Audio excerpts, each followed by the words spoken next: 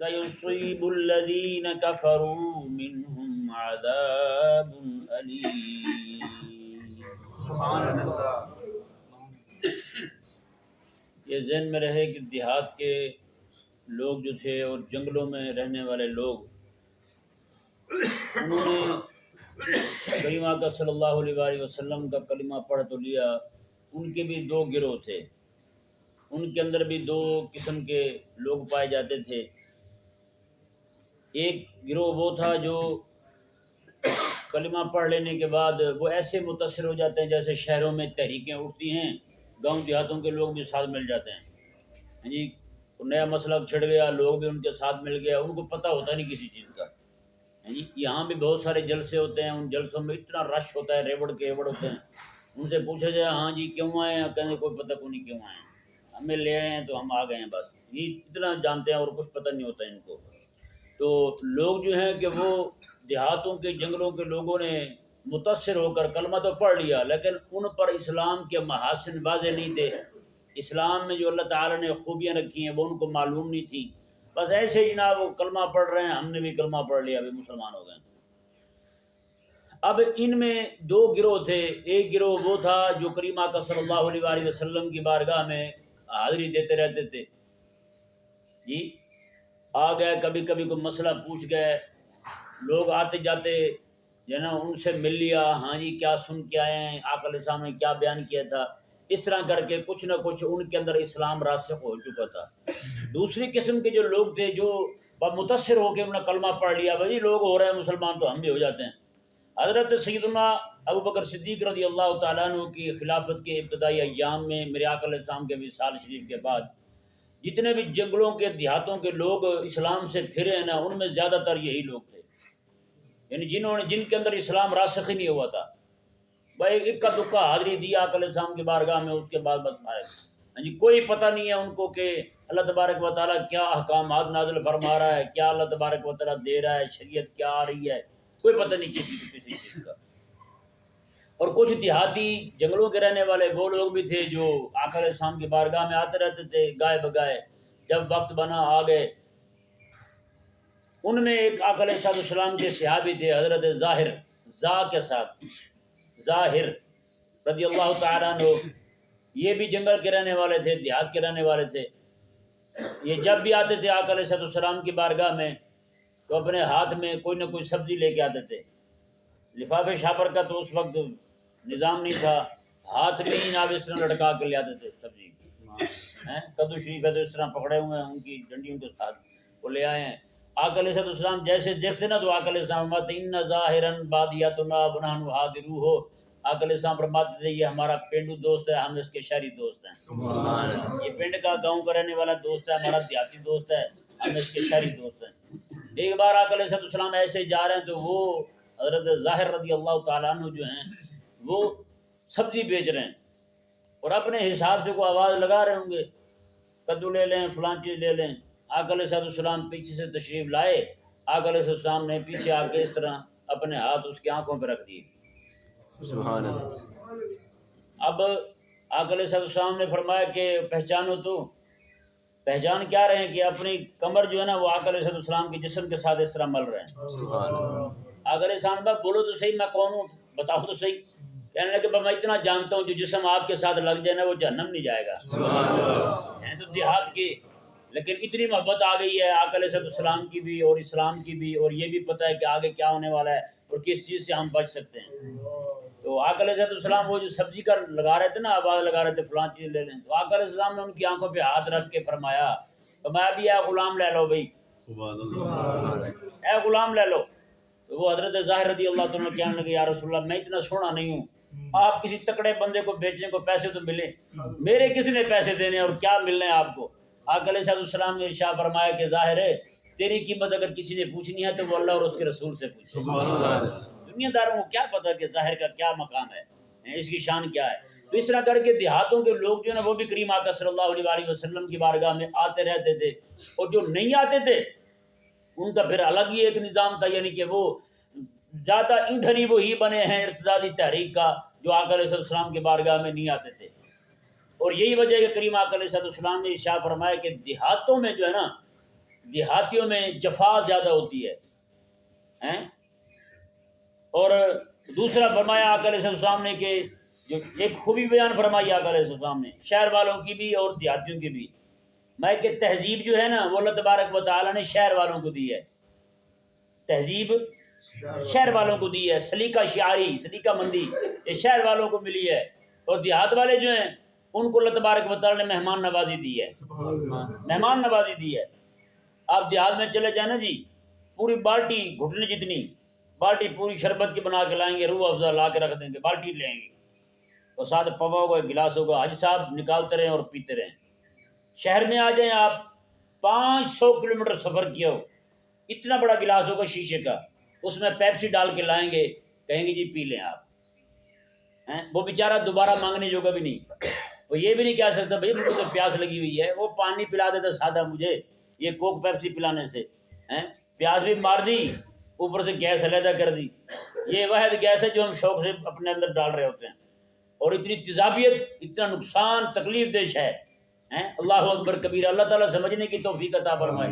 اس سے بہتر تو لسی تھی یار، باہر سے آدھا کلو بندہ دہی لے، جتنا مرضی پانی ڈالے، اور 2 مدھانیاں مارے الٹی سیدھی، نمک ڈال کے لسی تیار ہے بھائی، 5 مہمانوں کو بندہ پلا دے۔ آپ پتہ نہیں 50 روپے کی دیتے ہیں، کو کتنے دی دیندے جی تسی؟ 200 روپے۔ استغفر اللہ، چھوٹی 1.5 لیٹر نہیں، اچھا بڑی، میں نے تو چھوٹی تے ڈرا دیتے تسی۔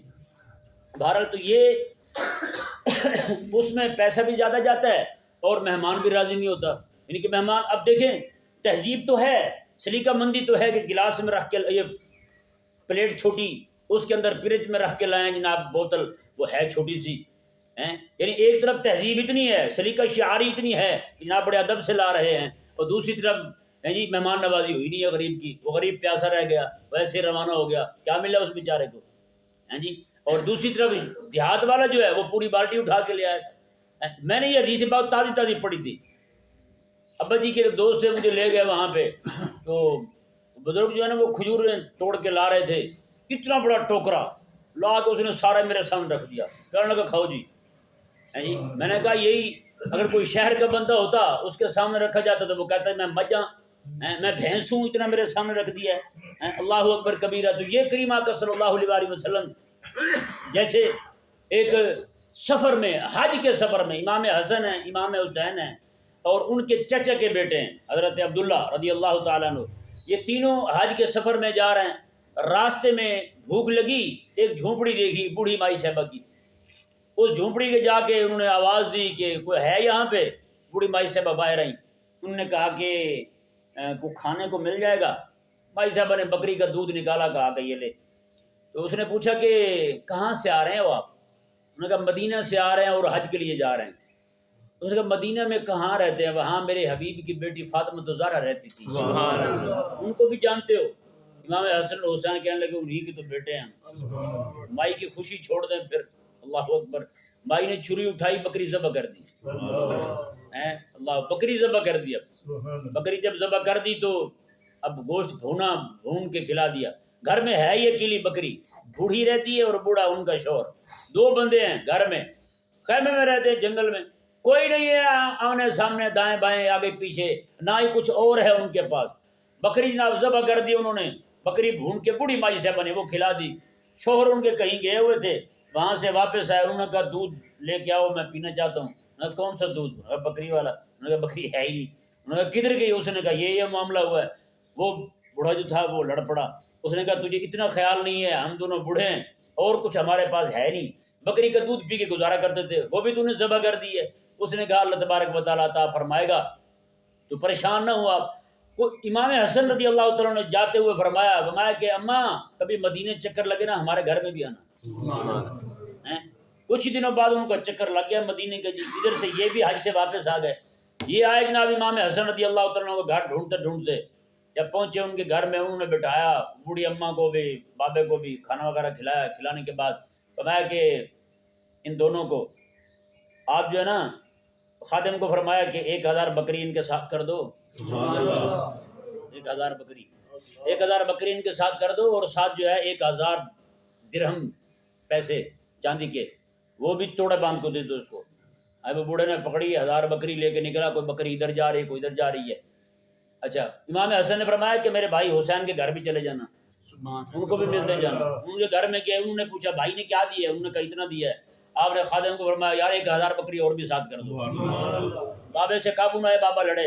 اماں کہے تو اس وقت بھی لڑتا تھا ایک بکری کے ذبح ہونے پر، آج اتنی مل رہی ہیں پھر بھی لڑ رہا ہے، وہ قابو تو رہا کر تو ہیں۔ پھر جناب گئے، انہوں نے فرمایا کہ عبداللہ کے گھر سے بھی ہوتے جانا۔ جب ان کے گھر میں گئے، انہوں نے پوچھا بھائیوں نے کیا دیا ہے؟ انہوں نے کہا یہ دیا ہے۔ انہوں نے بھی خادم کو فرمایا 1000 بکری اور ساتھ کر دینا۔ یہ دیہات کے لوگ جو ہے نا، اس نے اتنا، چونکہ اس کے پاس ہے اتنا تھا، ایک بکری تھی، اس نے کل کائنات ایک بکری تھی ساری قربان کر کے پیش کر دی۔ اللہ اکبر کبیرہ۔ پھر ان سے جو ہو سکتا تھا انہوں نے 1000 بکری اور ساتھ اس کے روانہ کر دی۔ اللہ اکبر کبیرہ۔ اب یہ جو دیہات کے لوگ تھے، ان کی جہاد کے لیے جب اعلان ہوا، دیہات کے لوگوں تک بھی ظاہری بات ہے اعلان پہنچا۔ اب ان میں بھی دو طرح کے لوگ ہو گئے جو منافق تھے ان میں، دیہاتیوں میں۔ ایک گروہ وہ تھا جنہوں نے کہا کہ ہم نے وعدہ کیا ہوا ہے رسول اللہ علیہ السلام کے ساتھ کہ ہم نے آپ کا کلمہ پڑھا ہے، ہم مسلمان ہیں، ہر وقت آپ کا ساتھ دیں گے، تو چلو جاتے ہیں، جھوٹے موٹے مسلمان ہیں، اسی جھوٹ کا ہی لاج رکھتے ہوئے جا کے معذرت کرتے ہیں، کوئی نہ کوئی بہانہ جو ہے نا وہ بیان کر دیتے ہیں ان کے سامنے، ہمارے یہ مسائل ہیں، یہ ہیں، وہ ہیں، آپ مہربانی کریں ہمیں نہ لے جائیں، ہمارے گھر اکیلے ہیں، آپ کو پتہ جنگل میں ہمارا گھر ہے، کوڑا کو چور پڑ جائیں تو ہمارا کیا بنے گا، کچھ بچے گا نہیں پیچھے۔ اس طرح کے آگے بہانے کرنے لگے آقا علیہ السلام کی بارگاہ میں۔ اب ہوا یہ کہ دوسرا گروہ وہ تھا جن ذلیلوں نے یہ بھی مناسب نہیں سمجھا کہ آقا علیہ السلام کی بارگاہ میں جا کے کہہ دیں، اتنا ہی کہہ دیں، یہ بھی کہنا گوارا نہیں کیا انہوں نے کہ آقا علیہ السلام کو جا کر ہم یہ کہیں گے کہ جی ہمارے ہاں یہ معاملات، انہوں نے کہا نہیں، چھوڑو پرے، ہمیں کوئی ضرورت نہیں ہے، نعوذ باللہ من ذالک۔ ایسا طبقہ بھی تھا۔ اللہ تبارک و تعالیٰ نے انہی دونوں طبقوں کا ذکر اسی آیت مبارکہ میں اللہ تعالیٰ نے ارشاد میں وجعل معذرون من الاعراب لیؤذن لهم، میں کہ معذرون آئے یعنی کہ عذر کرنے والے، بہانے گھڑنے والے، وہ آپ علیہ السلام کی بارگاہ میں آ گئے۔ کیوں آئے؟ لیؤذن لهم، انہیں اجازت دے دی جائے کہ تم بیٹھے رہو گھر میں، کوئی مسئلہ نہیں، نہ جاؤ جہاد پہ۔ وقعد الذین کذبوا اللہ ورسولہ، اور دوسرے وہ لوگ، وہ تو بیٹھ ہی گئے جنہوں نے اللہ اور اس کے رسول کے ساتھ جھوٹ بولا تھا، جنہوں نے جھوٹ بولا تھا اللہ اور اس کے رسول کے ساتھ۔ وہ پچھلے بھی ایسے ہی تھے لیکن وہ جھوٹ موٹ کی لاج رکھی ہے انہوں نے، اس لیے اللہ تبارک و تعالیٰ نے یہ نہیں فرمایا کہ انہوں نے اللہ رسول کے رسول تک جھوٹ بولا تھا۔ جھوٹ تو یہ بھی بول رہے ہیں لیکن اس جھوٹ کی بھی لاج رکھ رہے ہیں، انہوں نے اس کی بھی لاج نہیں رکھی۔ پہلے کیا گئے ہم کلمہ پڑھ رہے ہیں، مسلمان ہو رہے ہیں، لیکن اب آقا علیہ السلام جہاد کے لیے روانہ ہو رہے ہیں جی، اوپر سے بھی نہیں کہا انہوں نے آ کے جی مہربانی کریں اجازت دیتے ہیں، ہم بڑے مسائل ہیں ہمارے، نہ یہ بھی نہیں کیا انہوں نے۔ اللہ تعالیٰ نے فرمایا وقعد الذین کذبوا اللہ ورسولہ، اور وہ لوگ تو بیٹھ ہی گئے گھروں میں جنہوں نے اللہ اور اس کے رسول کے ساتھ جھوٹ بولا تھا۔ اللہ تعالیٰ نے ارشاد فرمایا سیصیب الذین کفروا منہم عذاب علیم، میں ان قریب ان کافروں کو دردناک عذاب پہنچے گا۔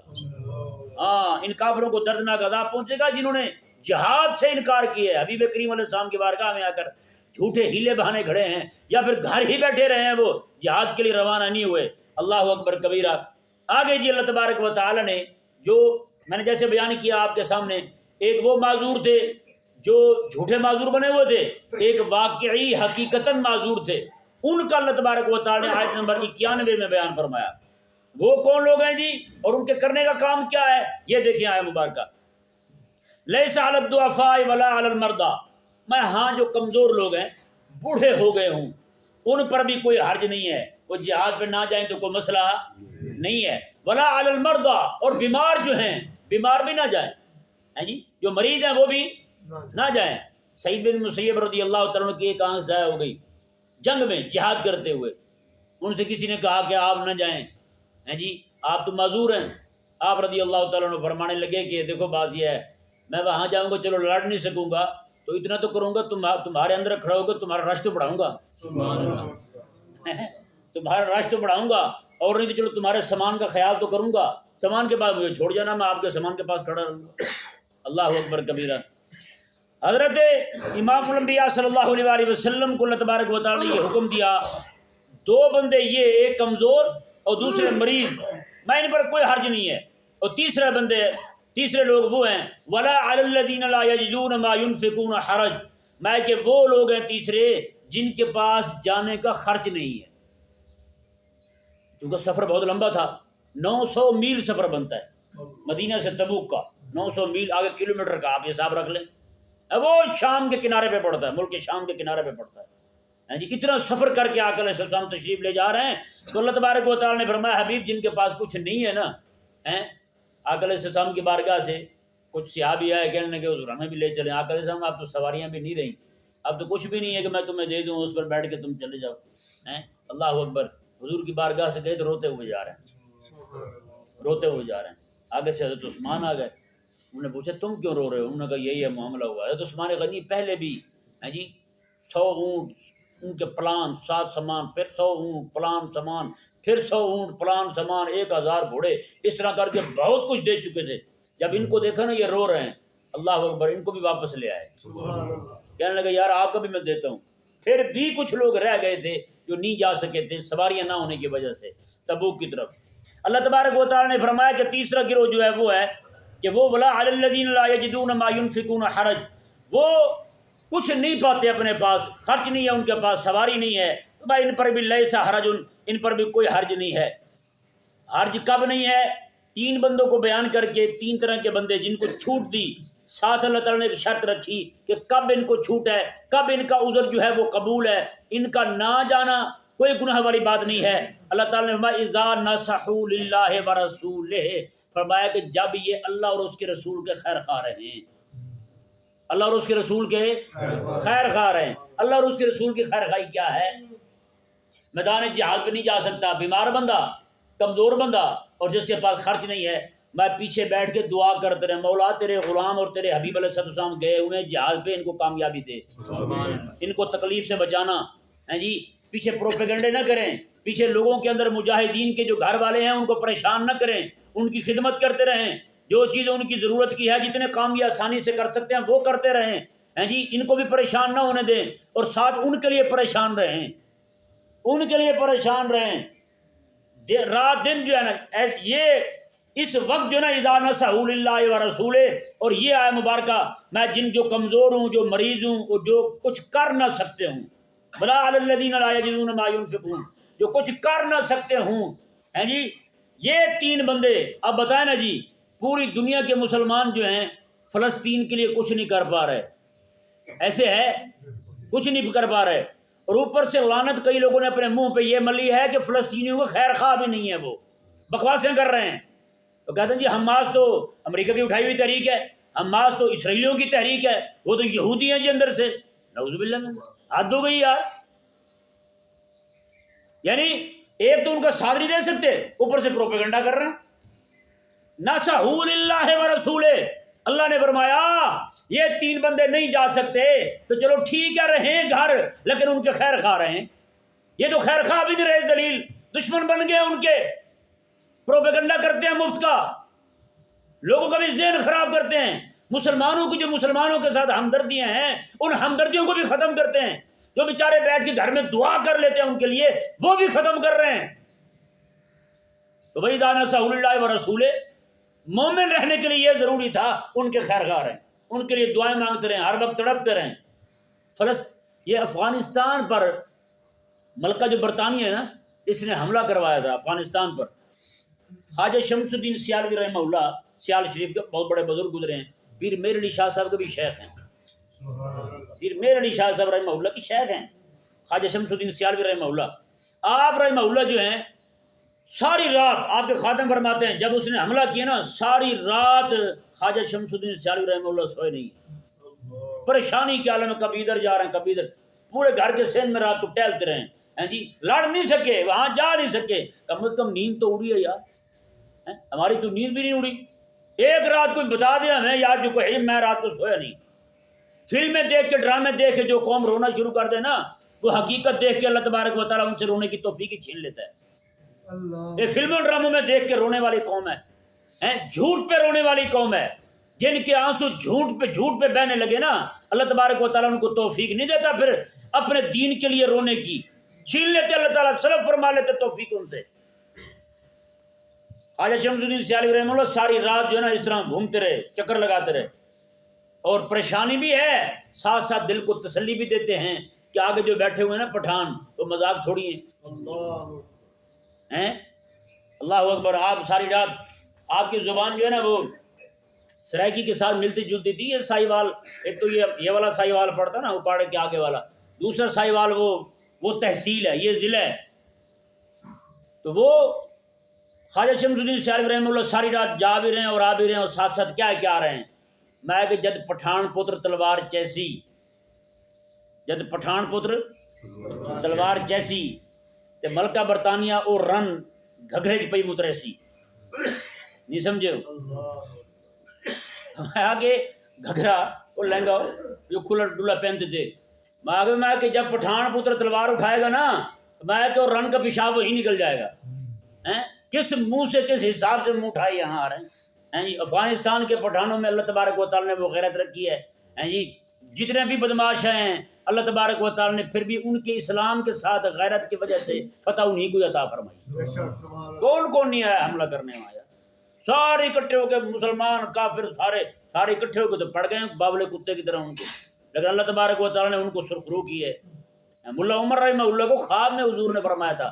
انہوں نے عرض کی یا رسول اللہ، جب امریکہ نے حملہ کیا تھا تازہ کہنے لگے یا رسول اللہ صلی اللہ علیہ وسلم ہمیں کیا کرنا چاہیے، ان کے سپرد کر دیں اور پیچھے ہو جائیں یا کیا کریں؟ آقا علیہ السلام میں لڑو تم، اللہ تعالیٰ فتح عطا فرمائے. لڑو. فتح کب آئی ہے؟ 20 سال کے بعد آئی. ہمارے لوگ جو ہے نا وہ یار گندم بھی کاشت کر کے نا کئی دن انتظار کرتے ہیں، لیکن دعا کرنے کے بعد کوشش تھوڑی سی دین کے غلبے کے لیے کرنے کے بعد فوراً سے پہلے کہتے ہیں رزلٹ آنا چاہیے بھائی، نتیجہ آنا چاہیے بھائی. یار آقا علیہ السلام نے کتنا عرصہ مکہ میں کوشش کی ہے، مکہ میں رہ کر آقا علیہ السلام کے دل بدلنے کی کوشش کی ہے جی. 10-11 سال آقا علیہ السلام وہاں رہے. اس کے بعد پھر آقا علیہ السلام مدینے آ جاتے ہیں، اور مدینے میں بھی آ کے 8 ہجری میں جا کے مکہ فتح ہو رہا ہے. 8 ہجری میں جا کے مکہ فتح ہو رہا ہے. امام الانبیاء علیہ السلام جب سپہ سالار ہوں اور پوری جماعت میں لشکر میں ابوبکر جیسے جرار ہوں، عمر جیسے بہادر ہوں، عثمان غنی جیسے سخی ہوں، مولا علی جیسے شیر کائنات ہوں، شیر خدا ہوں جی. ان کو فتح کرنے میں، مکہ فتح کرنے میں اتنا وقت لگتا ہے. اور آج کے ہمارے لوگ جو ہے نا 1 منٹ سے پہلے دل چھوڑ کے بیٹھے ہوتے ہیں. وہ جی آپ نے تو کہا تھا یہ ہو جائے گا، وہ تو ہوا ہی نہیں. میں کہا ذرا کوشش تو کر یار، تیرے دن میں صرف کوشش کرنا ہے، تیرے دن میں جد و جہد کرنا ہے. فتح عطا فرمانا میرے رب کا کام ہے. یہ اس نے کب دینی ہے، کس کو دینی ہے، ممکن ہے ہم نہ دیکھیں، ہمارے آنے والی نسلیں دیکھیں. اس لیے ہمارے ذمہ جد و جہد کرنا ہے، کوشش کرنا ہے. اللہ تبارک و تعالی نے ارشاد فرمایا انا نسحول للہ و رسول، میں خیر خواہ رہے ہیں. اللہ اکبر. پھر اللہ رسول نے اجر کیا دیا ان کو خیر خواہ رہنے کا. اللہ اکبر. آقا علیہ السلام نا وادی سے گزر رہے ہیں، ایک وادی سے گزر رہے ہیں. آقا علیہ السلام نے شاہ میرے صحابہ سنو، کچھ لوگ وہ ہیں جو مدینے میں بیٹھے ہیں، ان کو سچے عذر نے روک رکھا ہے، وہ ہمارے ساتھ نہیں آئے لیکن وہ خیر خواہ ہیں، ہمارے لیے دعائیں کر رہے ہیں. آقا علیہ السلام نے فرمایا کہ جس وادی سے تم گزر رہے ہو نا، جو قدم تم اٹھا رہے ہو، ایک ایک قدم کا جو اجر تمہیں مل رہا ہے برابر کا ثواب ان گھر بیٹھوں کو مل رہا ہے. کیوں؟ اذا نصحوا للہ ورسولہ، کیونکہ وہ اللہ اور اس کے رسول کا خیر خواہ ہیں. تو اس لیے مسلمانوں کو میں کہتا ہوں خدا کے لیے اہل غزہ کے خلاف زبان کھول کے اپنا نام مسجد اقصیٰ کے غداروں میں نہ لکھوائیں، اپنا نام یہودیوں کی فہرست میں نہ لکھوائیں. اوے ان کے خیر خواہ رہیں، نہیں کچھ کر سکتے نا، خیر خواہ تو رہیں کم از کم. کشمیریوں کے لیے آپ کچھ نہیں کر سکتے تو کم از کم خیر خواہ تو رہیں ان کے آپ. اللہ اکبر کبیرہ. اللہ تعالیٰ نے ما علی المحسنین من سبیل، جو احسان کرنے والے ہیں نا، محسن ہیں جی، اچھی نیت والے لوگ ہیں، معذوری کی وجہ سے گھر میں رہ گئے ہیں، ان پر کوئی سبیل نہیں ہے، ان کی کوئی پکڑ نہیں ہے. واللہ غفور الرحیم، اللہ تعالیٰ بخشنے والا مہربان ہے. اللہ تبارک و تعالی سمجھنے کی توفیق